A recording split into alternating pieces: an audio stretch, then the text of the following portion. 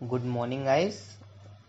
आज हम शुरू कर रहे हैं a letter to God which is the first chapter of class 10th NCERT text book.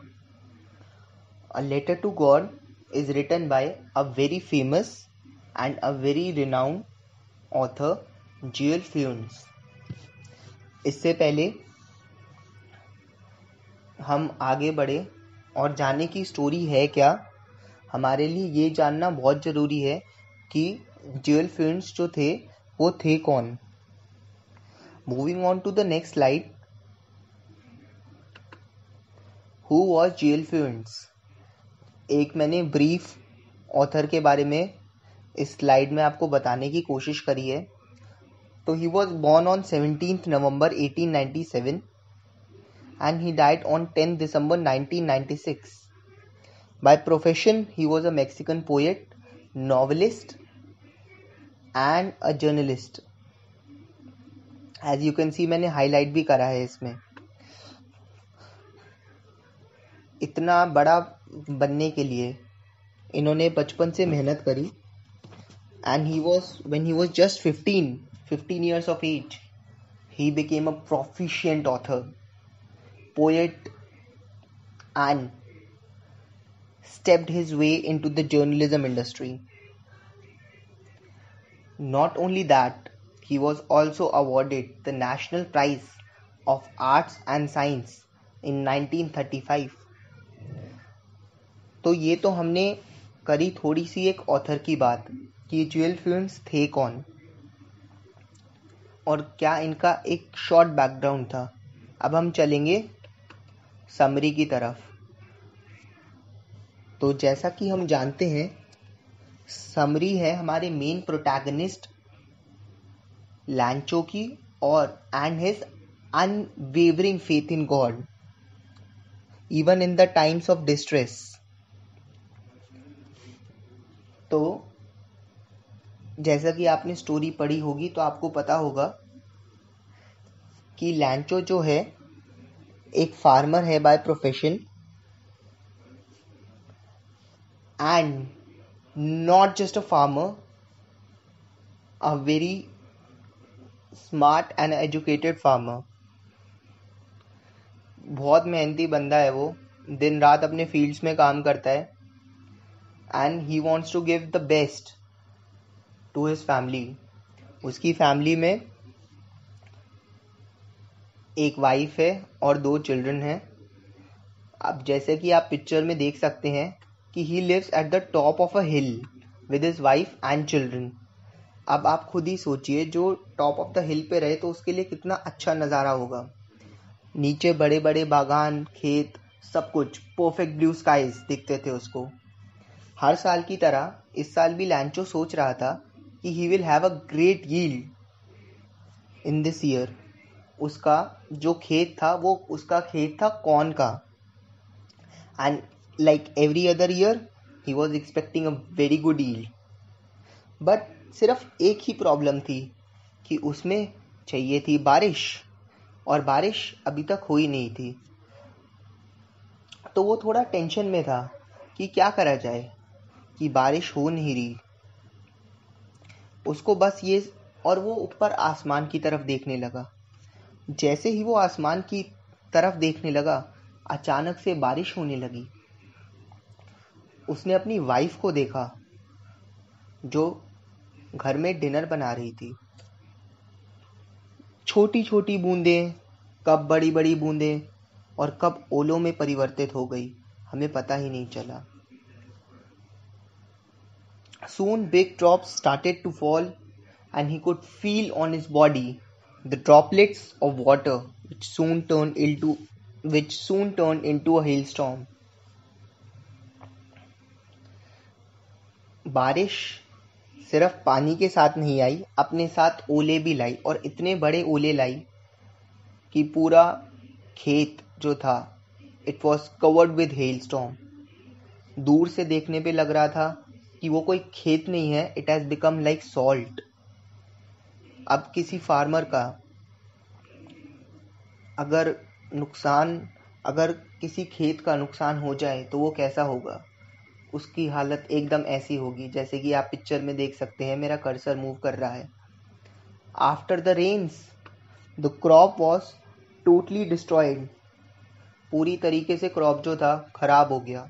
ज़्यादा बारिश हुई, ओले हुए, ओले हुए और इतने ज़्यादा ओले गिरे कि उसका क्रॉप पूरा डिस्ट्रॉय हो गया।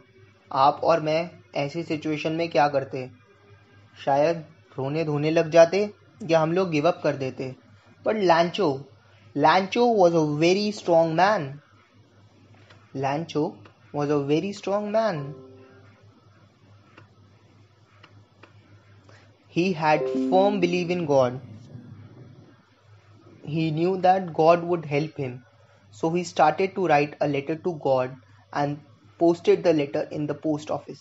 अब आप एक बात बताइए, अगर आपका और मेरा नुकसान होगा तो क्या हम ऐसा करेंगे? क्या हम भगवान में इतना फेथ रखेंगे? और अगर रखेंगे भी तो क्या हम उसको एक चिट्ठी लिखेंगे? क्योंकि हम सब जानते हैं कि चिट्ठी उसी को लिखी जाती है जहां से रिप्लाई आए। लेकिन लैंचो को हम इसमें बोल सकते हैं कि वो नाइफ था या फिर he had an unwavering unshakeable believe in God, that if I will ask for help from the God is there to help me no matter what. So Lencho wrote a letter to the God and posted it. उसने address में, sender's address में लिखा था God. फिर जैसा कि आप देख सकते हैं, पोस्ट मास्टर ने लेटर कलेक्ट करा। ही रेड द कंटेंट्स और फिर उनके जो हेड मास्टर थे उनको दिया। पहले तो हेड मास्टर भी हंसे ठाके लगा लगा के, लेकिन उनको बहुत जल्दी, क्योंकि वो सीनियर थे, उनको सिचुएशन समझ आ गई। उनको सिचुएशन की क्रिटिकलिटी समझ आ गई। उन्होंने सोचा कि क्या करा जाए कि इस बंदे का विश्वास भगवान से टूटे ना। क्या करा जाए कि हम इसकी समस्या को सॉल्व कर सकें। तो he started thinking of ways to solve the problems. And when he started of thinking of ways to solve the problem, he came up with the idea. What was the idea?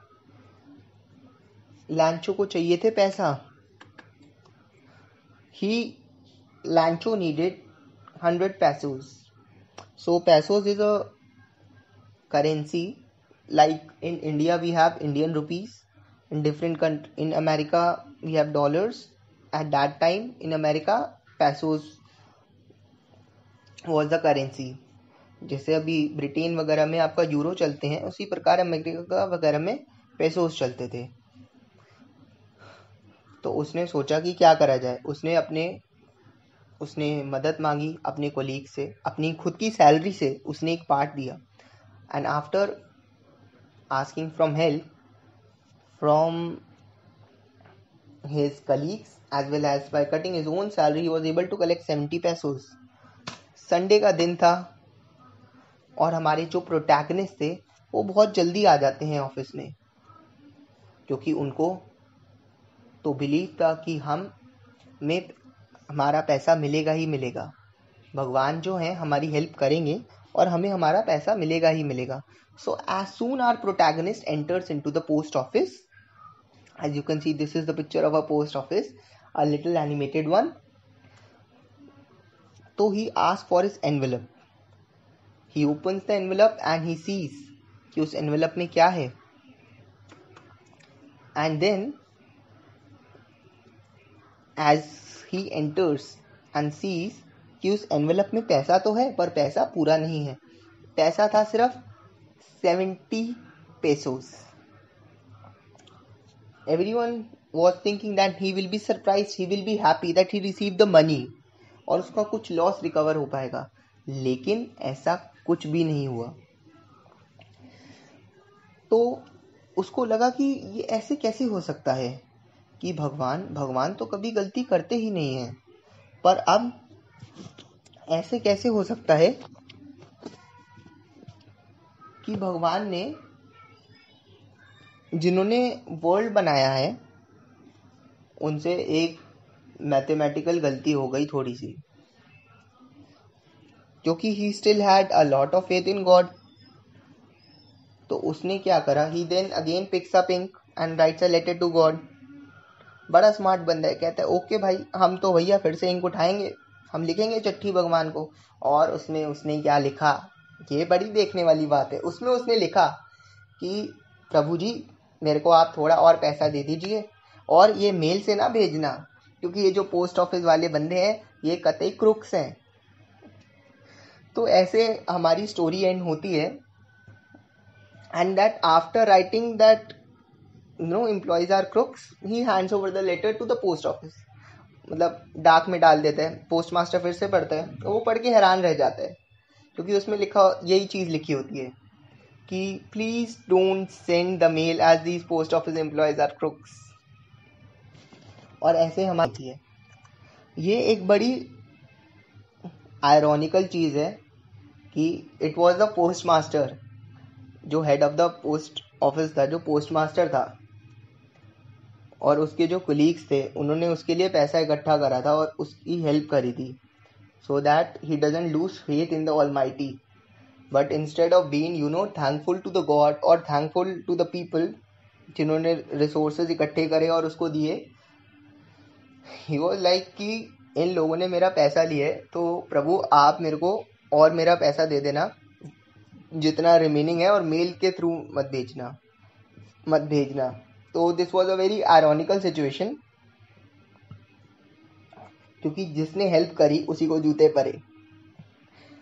एक ये है, एक इसमें एक और चीज़ भी निकल के आती है कि अगर तुम्हारा फेथ है भगवान में, तो no matter what things will work out, sooner और later the universe will create ways for you, you know, sooner और later the universe will create ways for you to help you and get out of the trouble. And with this is me, Pritish, signing off from the chapter. I hope you have a great day. I hope आपको chapter समझ आया हो। जो भी आपको queries हैं वो आप कमेंट सेक्शन में शूट कर सकते हैं। कोई भी क्वेरी, कोई भी क्वेश्चन, या जो कुछ भी आपको वीडियो में या चैप्टर में नहीं समझ आया हो, we are there for you, we are there to help you. And please shoot your queries in the comment, and if you like the video, please give it a big fat thumbs up, share it with your friends, and don't forget to like and subscribe. And with this is me signing off. Ta-da!